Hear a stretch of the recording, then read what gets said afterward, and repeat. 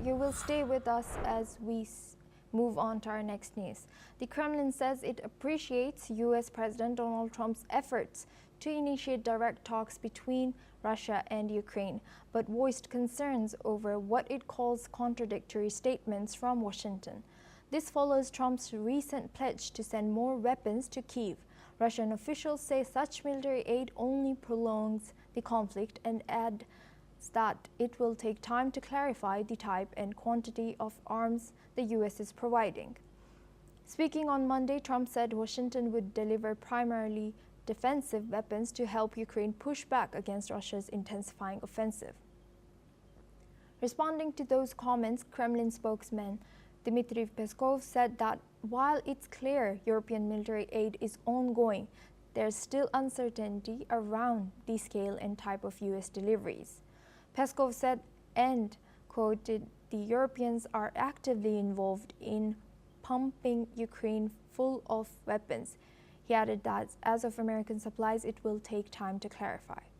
On the ground, Russian troops continue to gain ground across eastern Ukraine, now controlling nearly a fifth of the country, including Crimea, Luhansk, and large parts of 3 other regions.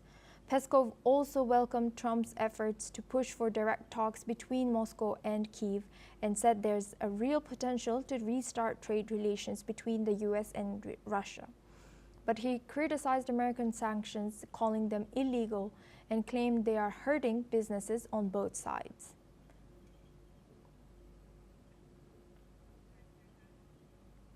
Now we go back to our discussion with Dr. Satoru Nagao for this discussion.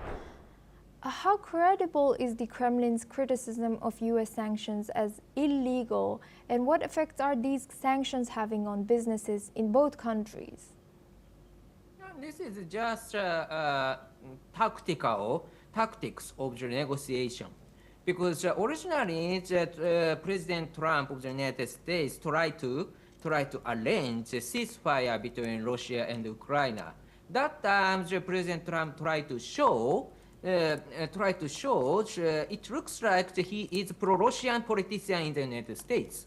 So, but now President Trump start to understand Russia do not have the will to stop the war just now. So that's why he is leaving from Russia.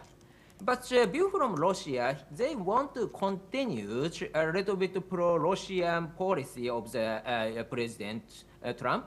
So they try to send the message they want to continue. Because if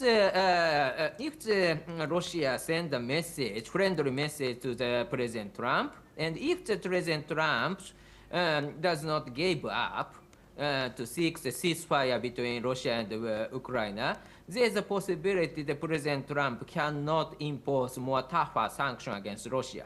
So buying time is useful for Russia, and this is the tactics. This is the tactics to extend, to buy the time for Russia. So, but indeed, Russia do not have the will to stop the war just now. So this is just a tactical move of the negotiation.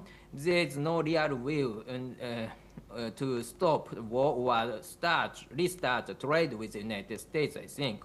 And sending message and try to show it looks like they are friends, but the reality is they are not friends.